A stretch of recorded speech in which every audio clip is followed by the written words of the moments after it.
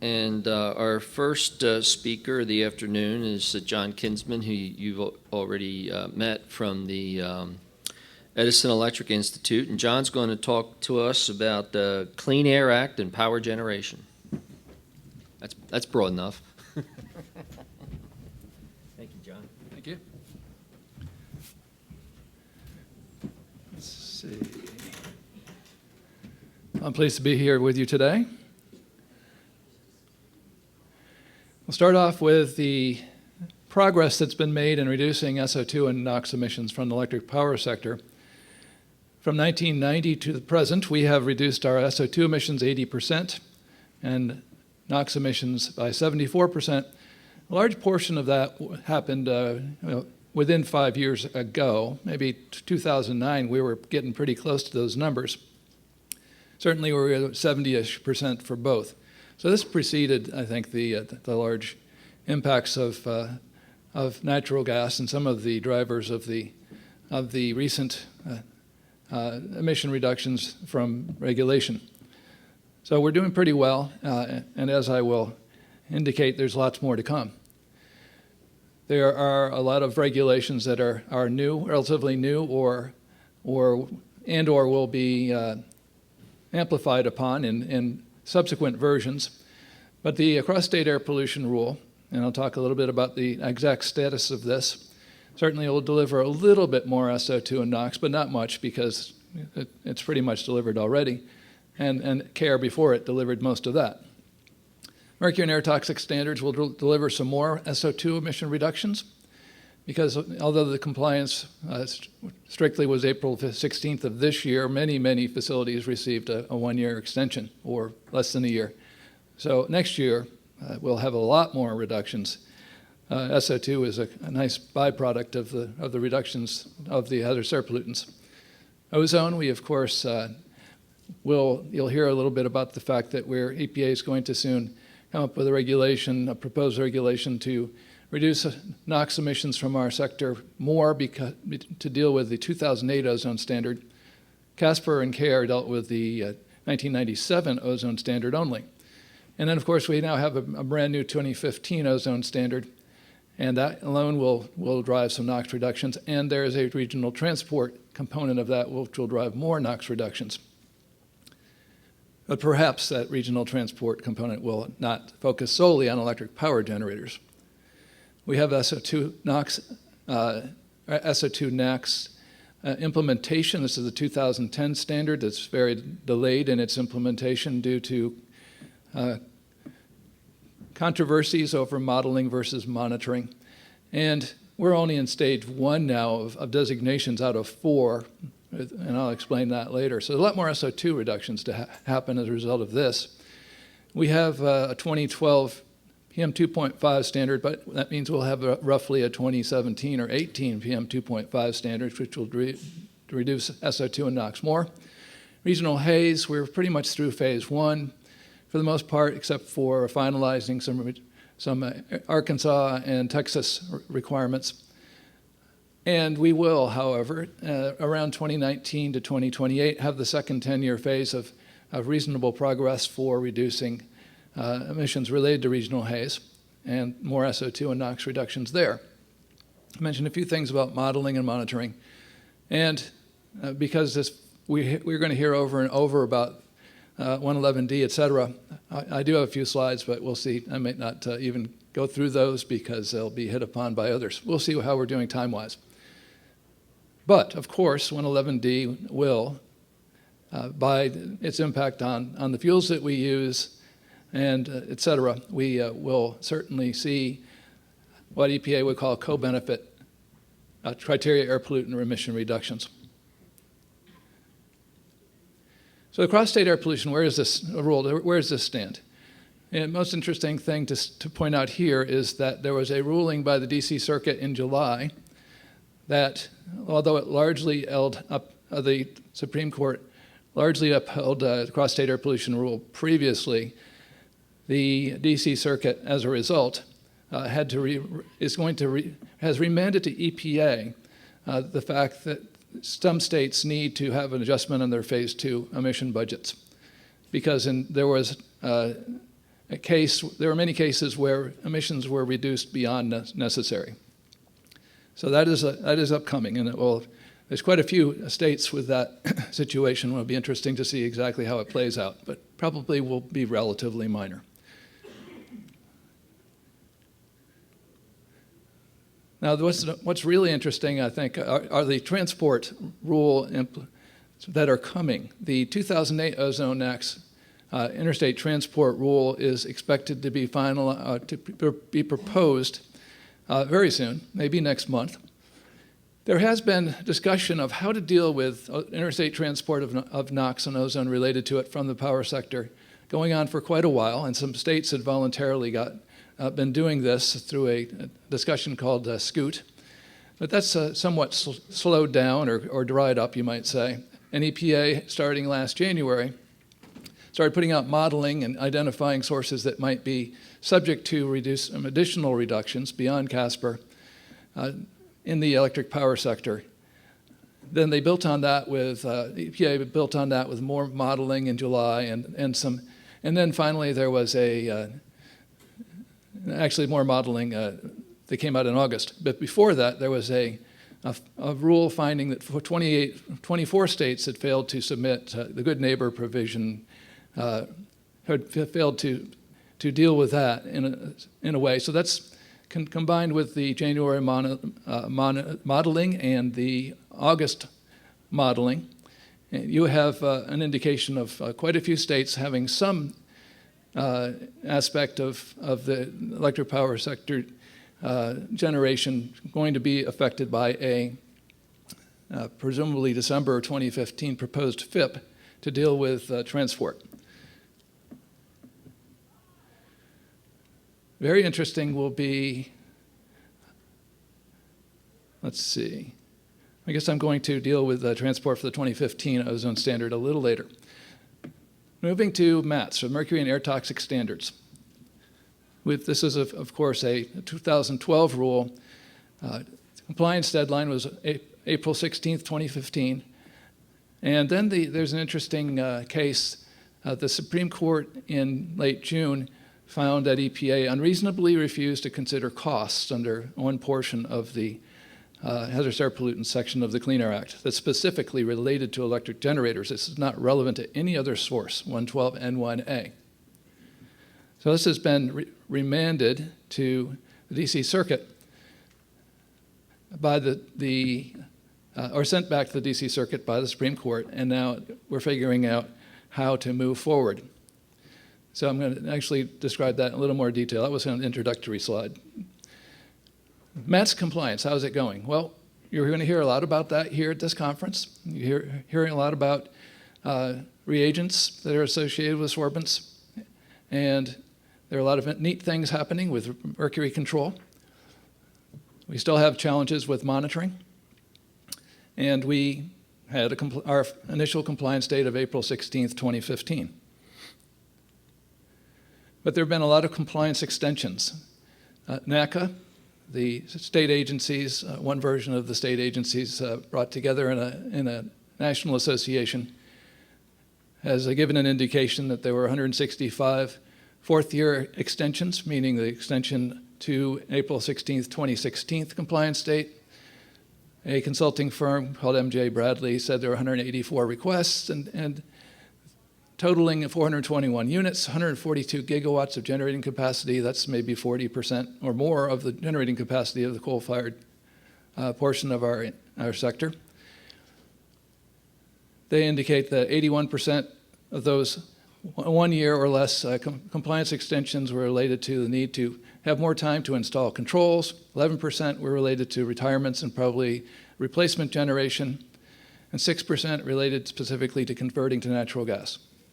There is the opportunity to get another 1 year extension, which would make compliance April 16th, 2017. You really have to jump through some hoops for this one. It has to be related to the issue of criticality to ensuring electric reliability.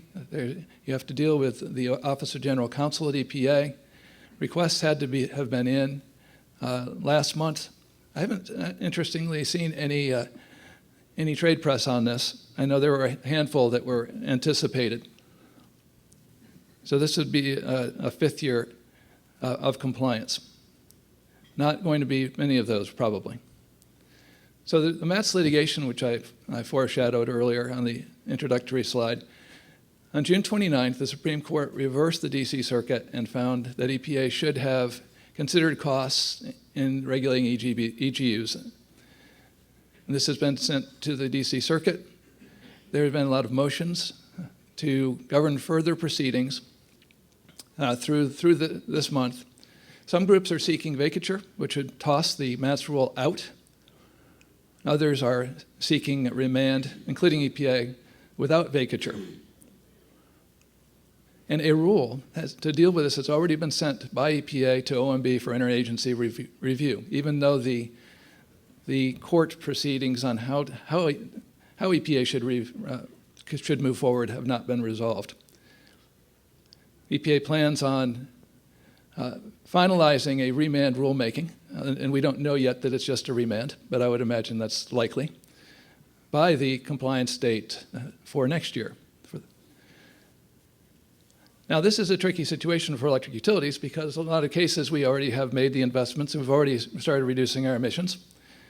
And many companies probably don't really care to see the rule overwritten or vacated. But there are some issues about the calculation of costs and benefits here that are interesting to deal with. Coming ahead, due in 2020, is the next step of the hazardous air pollutant regulation of the electric power sector. This is called the Risk and Technology Reviews, Residual Risk. And this is required within 8 years after regulation. So in 2020, we're going to see EPA having completed this. And this is a few years off, but certainly worth our attention, and it could drive reductions beyond MATS. So the 2015 Ozone NAAQS, this is a new program, October 1st, October 26th, Federal Register publication of a new final standard of 70 parts per billion, down from 75 in the 2008 standard. EPA believes that with all the programs that are in the pipeline, without any new programs, by 2025, almost all counties will meet the standard. But at a minimum, there will be a period of pain from the 2017 designations through the permitting, which will be a challenge. And it's not clear that all the counties will get where they need to be a decade later. There are a slew of implementation guidance and rules coming up, and if you are interested you can read this later. And if you didn't sign up for getting this, I'd be glad to get it to you another way. Now, designations and attainment plans and attainment deadlines are roughly as follows. So we have a final rule signed on October 1, so therefore a year later, states have to recommend designations. Basically, a year later, EPA has to finalize. And we have plans that are due in 2020 to 2021 and compliance after 2020 and all the way out through 2037, depending on whether you're marginal or moderate, all that. Of course, for EGUs, we're talking NOx emission reductions. But certainly won't all be on our backs because we're only about maybe 12 to 15% of man-made NOx in the United States right now, and we emit virtually no VOCs. So states will have to put together plans to meet the standards, and electric generators will be part of that equation. Permitting challenges, this is an important one. We now have a new standard, 70 parts per billion. We don't have areas designated, but in the meantime, if a facility wanted to do something, a new facility, it would have to go through permitting as if the standard was 70. And in those areas that are not yet designated as non-attainment, there probably isn't an offset system available, offset program. and therefore that would be hard to get offsets. If offsets are available, they can be very, very expensive, for example, $100,000 per ton or more in some cases. Another interesting connection here is if indeed we have, with formal designations starting in 2017, if we have non-attainment areas for ozone, then that might complicate permitting for new natural gas-related facilities that are needed for Clean Power Plan compliance. A big issue in this particular rulemaking was the influence of international emissions and transported emissions to rural areas. And EPA has cited some areas of the Clean Air Act that might provide relief. And EPA believes that there is the need to continue to address these situations, that are going to be doing some more work through a white paper and a workshop and working with states to deal with this potential problem. It makes it very difficult in some cases to meet a new standard. Including in this would be exceptional events, which there is an EPA rule that essentially allows states to petition to remove certain data from exceptional events from the record that's used to determine whether you are complying with the standard. Or in fact, this particular final rule allows you to remove certain data, for example, if there's a wildfire or something like that, from the data that would be used to designate whether you're in non-attainment for the standard. So EPA is working on some rules and guidance. In fact, both are at OMB now for interagency review. The final action in summer of 2016 anticipated. Finally, interstate transport. The 2015 ozone standard will raise the stakes on interstate transport for ozone and NOx related to it. EPA has said in the final ozone standard that that states will have to, in their SIPs, address transport obligations in 2018. Now, we are going to probably have new states that haven't yet been non-attainment involved, and there's be more states in the West that will not meet a 70 part per billion ozone standard. So we'll have some new players in the transport arena, presumably, transport rule arena. And we also will probably need to, when I say we, I'd say the EPA probably will need to, and states, address sources beyond EGUs in this new rule. And those sources are not as well monitored. They don't have CEMs. It's going to be interesting to see how this is done. So EPA is going to kick this process off with a notice of a date of availability in the fall of 2016, a year from now. There is some pushback. I don't anticipate personally that it's going to amount to anything. Congress has said that Congress has put forward some bills with very limited support to deal with some of these technical issues, and there are five I don't remember whether it's House or Senate, 5 members or senators put forward a resolution of disapproval, a congressional resolution of disapproval, and that's probably not going to go anywhere either. There will be legal challenges to the final 2015 ozone standard. 5 states have filed so far in opposition. Many industry groups will do the same. Generally, EPA has won the standard-setting legal cases on NAAQS. So I mentioned 1 hour SO2 NAAQS. This is a 2010 standard of a new form, 1 hour standard. And this caused a lot of issues for modeling. And as a result, we have really stretched out the timeline for doing things. The issues are originally, historically, in most people's views, actual monitoring is what is used to determine non-attainment or not. But EPA has said that modeling is an acceptable approach, and it's argued strongly that modeling has been used in some cases in the past. So now we have the issue of how to do this modeling to designate or not as non-attainment SO2 NAAQS.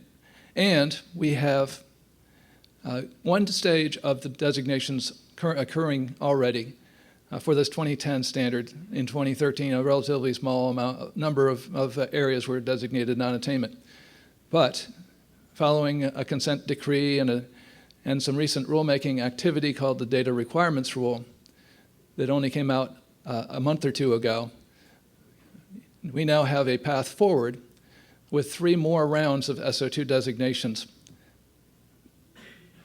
Round 2 comes out of the consent decree directly, and it requires EPA to consider specific 68 power plants in 24 states. Not an absolute lock that the areas around those power plants will be non-attainment, but many of them probably will be. They were put on this list based on their emissions from several years ago. If they had already planned on or committed to retiring, they were not put on the list. EPA came out with, since it's separate, a data requirements rule specifying 2 more rounds of SO2 designations. And keep in mind that these designations should have all been completed a couple of years ago.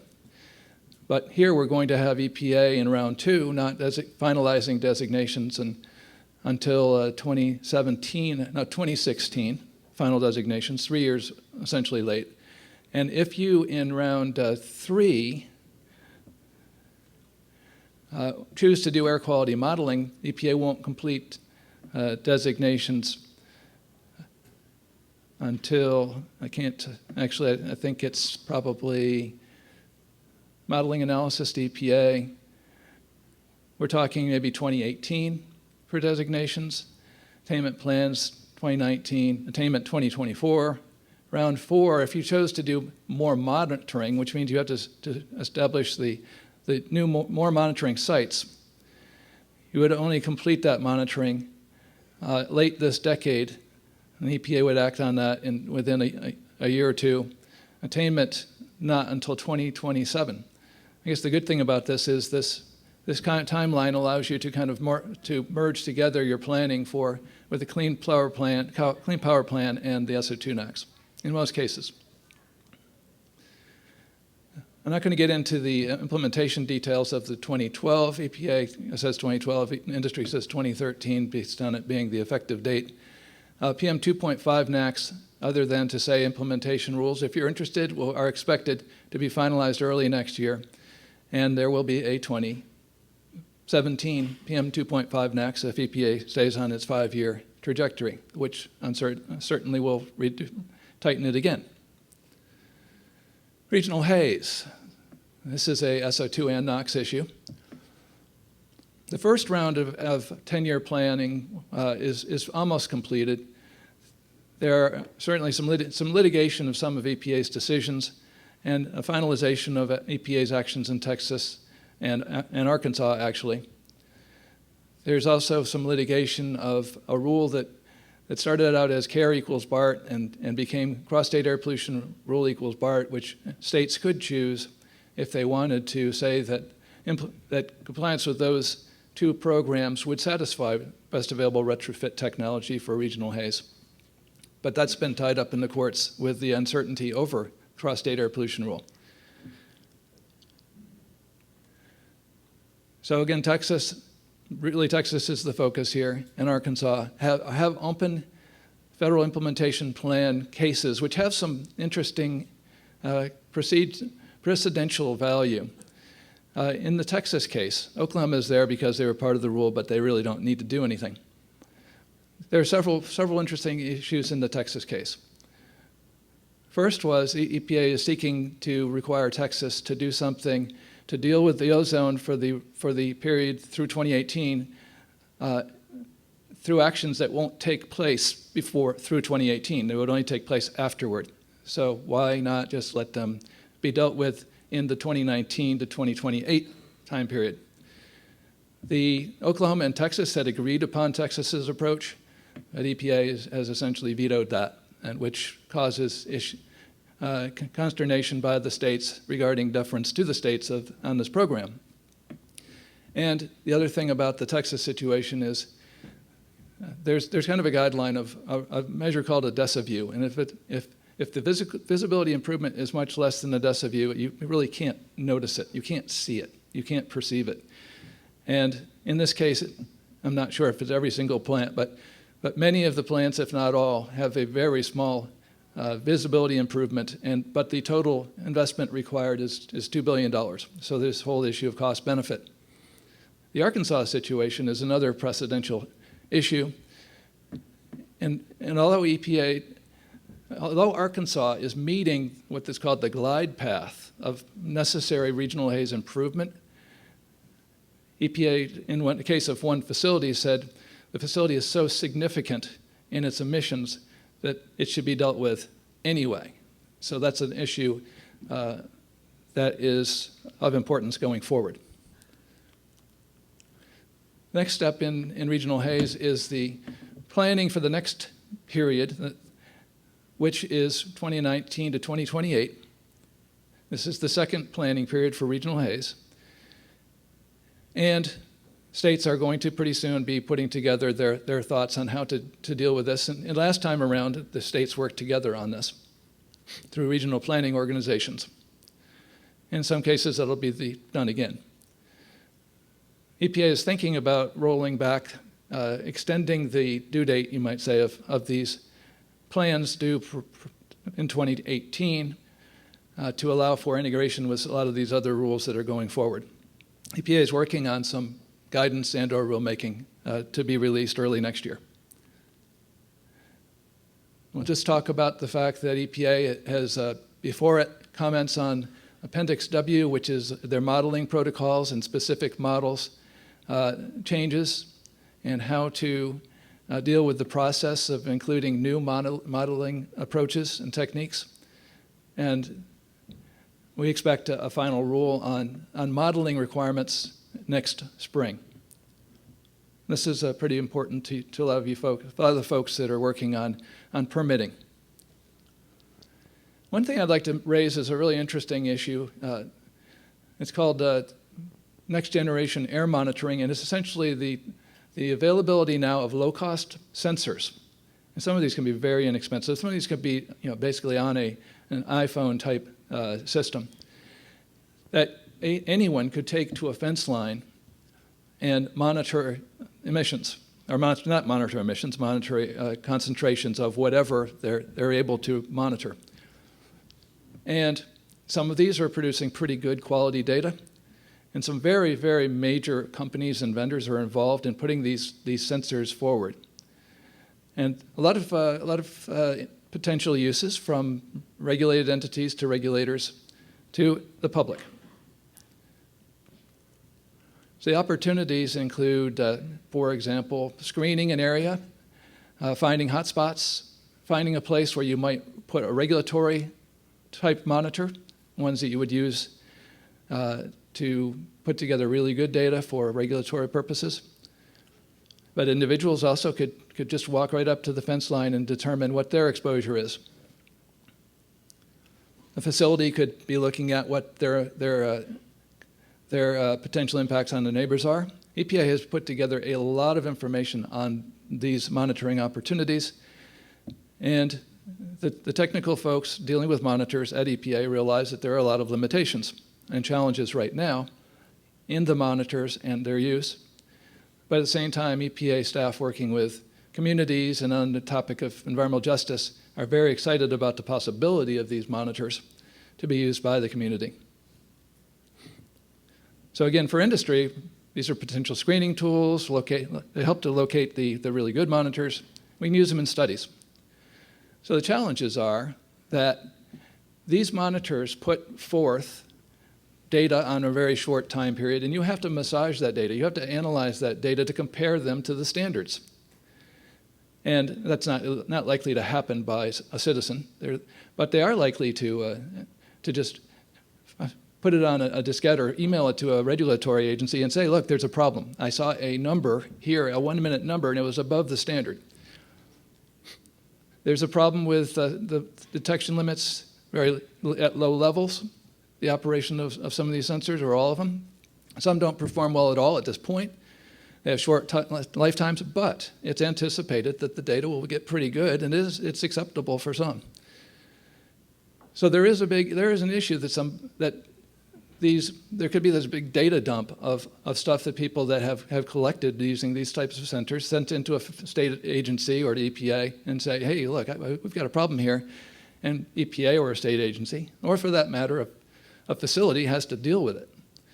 And you have to start explaining and analyzing, well, how good is the data? What does it really mean? And you're taking all these 1 hour measurements. How does it compare to a standard, et cetera? How good is the sensor? There are actually apps now where people can take these measurements in various places and put them and kind of combine them into a map, you might say. That's just developing now. So I would have to say that some states and others are very concerned about dealing with what could be these big data dumps of stuff that somebody records using some very inexpensive sensor that may or may not have a good quality. Okay, I suggested that I might leave the 111 and regulations and clean power plan, et cetera, to our following speakers, but I'll just rush through this.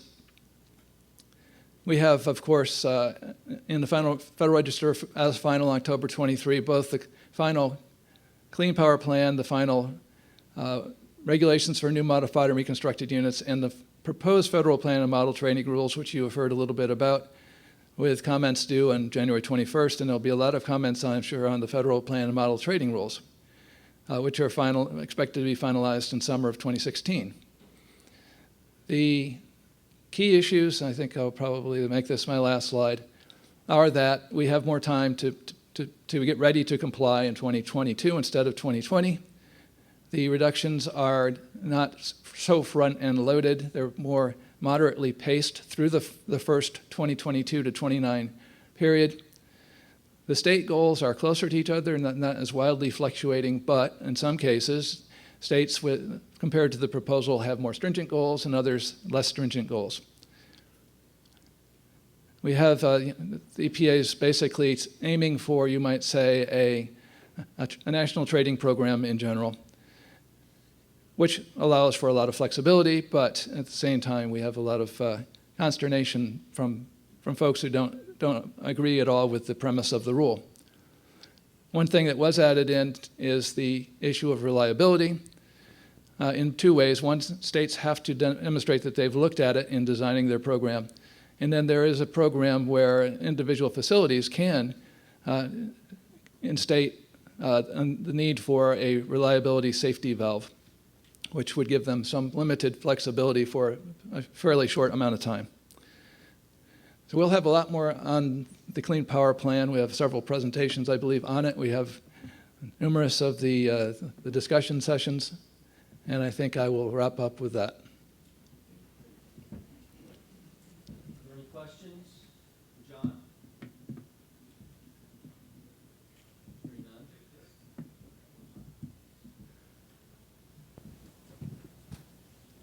Thank you. John, did I hear you say that the EPA MATS cleanup rule may be out in April or by the time the next compliance date is? What I'm calling the cleanup rule, the next phase, you know, where they were trying to get a lot of the changes made to MATS previously. That's actually a totally different rule. What we were thinking of, the EPA is trying to deal with the Supreme Court decision in dealing with the addressing or not of cost by that time period. So there is a MATS cleanup rule, lots of things, and I think that they're making progress on that, but it's been a long time coming.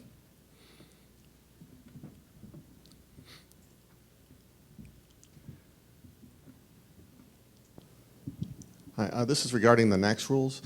Could you clarify exactly how the attainment is going to be defined? I guess I had heard some people say that the actual implementation of cleanup technology was going to have to take place before the attainment dates, so the attainment could be demonstrated either by monitoring, which I think takes 3 years, or can it just be done by modeling? I mean, how exactly does that attainment work? Thanks. So I think you're probably talking about the SO2, 1 hour SO2, or you're talking about ozone? Okay. In general, if you have an attainment date of 2024, you need to have clean data for, let's say, 3 years before that, 2021 to 2023, and therefore you have to actually be reducing your emissions in that time frame, and therefore I think that probably does the trick. That answers your question, I believe. Okay, thank you, John.